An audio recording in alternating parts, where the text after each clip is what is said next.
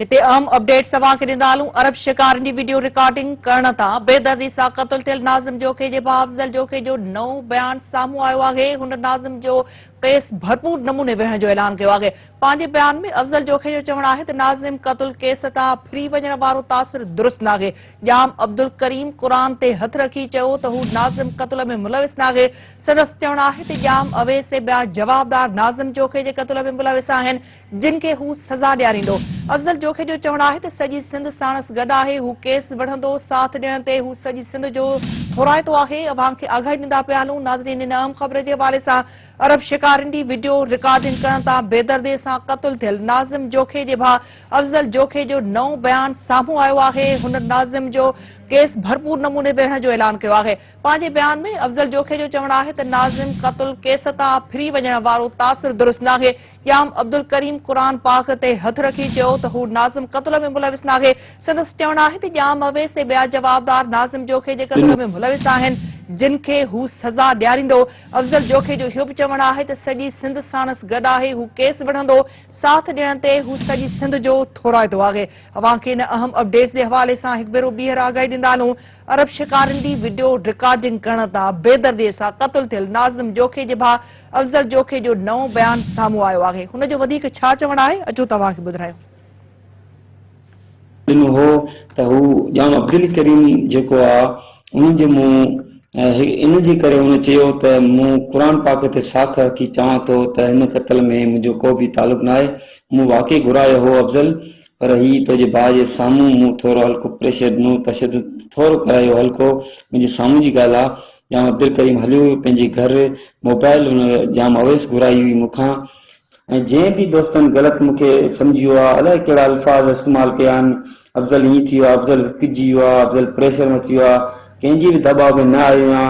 ऐं इन जे करे त मूंखे उन्हनि मैसेज मोकिलियो हो त आऊं पंहिंजी ज़मानत बलोचिस्तान हाई कोर्ट मां कराए आयो आहियां, या अब्दुल करीम कराई आहे। हाणे अॻियां जेकी बि थींदी त हू हुनजो पाण जवाबदार आहे। ऐं ॿी ॻाल्हि त आऊं 15 माण्हू जेके आहिनि इन खां अलावा उन्हनि खे इंशाल्लाह जेके बि कातल मुंहिंजे भाउ जा निकिरंदा उन्हनि खे केफ़र किरदार ताईं पहुचाईंदुसि। कुझु अहिड़ा वकील कल्ह उन्हनि मूंखे ग़लति सम्झो पिए, पर आऊं बि उन्हनि ते अफ़सोस थो करियां। ऐं हू मूंसां उमेद आहे मूंसां बीहंदा इंशाल्लाह। उन्हनि खे वरी बि रिक्वेस्ट करियां थो त मूं हिन केस मां हथ न खयो ऐं आख़िर ताईं इंशाल्लाह लड़ंदुसि। जेके बि मुंहिंजे भाउ जा कातल निकिरंदा उन्हनि खे आउं केफ़र किरदार ताईं पहुचाईंदुसि इंशाल्लाह। हरगिज़ कतई आऊं हिन केस हथ न खंदुसि। मुंहिंजी फैमिली ऐं इंशाल्लाह असां गॾु बीठा आहियूं। ऐं जेके बि दोस्त मूंसां गॾु बीठा आहिनि उन्हनि जो आउं थोराइतो आहियां। ऐं जेके बि सिंध कॉम्पर्स जमातूं आहिनि, मज़हबी इस्लाम जेके बि आहिनि इनमें दोस्त ऐं पार्टियूं, सिंध जूं जेकी बि जमहूरियत पार्टियूं आहिनि, मुख़्तलिफ़ सियासी जमातूं आहिनि, जेके वधीक शुक्रगुज़ार आहियूं। बिलावल भुट्टो ज़रदारी साहब वज़ीर आला सिंध जो आहियां।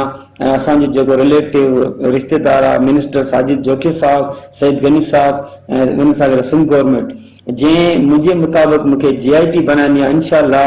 ऐं हिन सां गॾु मुंहिंजी टीम इहे थिया आहिनि, मुंहिंजो हिसो बणिया आहिनि। मुंहिंजे शहीद भाउ नाज़िम जे क़त्ल में जेके ही मूंसां जेके थिया, क़त्ल में मूंसां मुंहिंजी फैमिली सां ज़्यादती थिया, हे मूंसां गॾु बीठा आहिनि इंशाल्लाह। मूंखे उमेद आहे ऐं उन्हनि जो थोराइतो आहियां जंहिं मूंखे साथ ॾिनो आहे, अॼु ताईं मूंसां गॾु बीठा आहिनि। पूरी सिंध जी अवाम, पूरी पाकिस्तान जी अवाम मूंसां गॾु आहे। जेके बि मुंहिंजे भाउ जा क़त्ल में मुलविस जेके ॾुआरी हूंदा उन्हनि खे इंशाल्लाह फांसी ताईं लटकाए पोइ रहंदुसि, जेसीं ताईं इंशाल्लाह मुमसा आहे। ऐं इन केस तां हरगिज़ हथ न खंदुसि। पर इहो 104 ॼाम अब्दुल करीम जो इहो अव्हांखे ॿुधायां थो त ही हिन केस में हू पाण खे मूंखे बि हुन साख ॾिनी, पर हाणे वधीक GIT हुन खां रिपोर्ट वठंदी छा थिए थो छा न, उहा कोर्ट ॼाणे, कानून ॼाणे। कानून पिया आहिनि असां वटि, पाकिस्तान में कानून आहिनि। अफ़ज़ल जोखे जो नओं बयान साम्हूं अची वियो। हुन जो चवणु आहे त कंहिंजे बि दबाव में न ईंदुसि, मां आख़िर ताईं विढ़ंदुसि, सिंध हुकूमत जो बि थोराइतो आहियां। अरब शिकारनि जी वीडियो रिकॉर्डिंग करण तां बेदर्दी सां क़त्ल थियल नाज़िम जोखे जे भाउ अफ़ज़ल जोखे जो नओं बयान साम्हूं अची वियो। हुन नाज़िम जो केस भरपूर नमूने विढ़ण जो ऐलान कयो आहे। पंहिंजे बयान में अफ़ज़ल जोखे जो चवणु आहे त नाज़िम क़त्ल केस तां फिरी वञण वारो तासुर दुरुस्त नाहे। जाम अब्दुल करीम क़ुरान पाक ते हथ रखी चयो त हू नाज़िम क़त्ल में मुलविस नाहे। संदसि चवणु आहे त जाम अवेस ऐं ॿिया जवाबदार नाज़िम जोखे जे क़त्ल में मुलविस आहिनि, जिन खे हू सज़ा ॾियारींदो। अफ़ज़ल जोखे जो चवणु आहे त सॼी सिंध साणसि गॾु आहे। हू केस विढ़ंदो, साथ ॾियण ते हू सॼी सिंध जो थोराइतो आहे।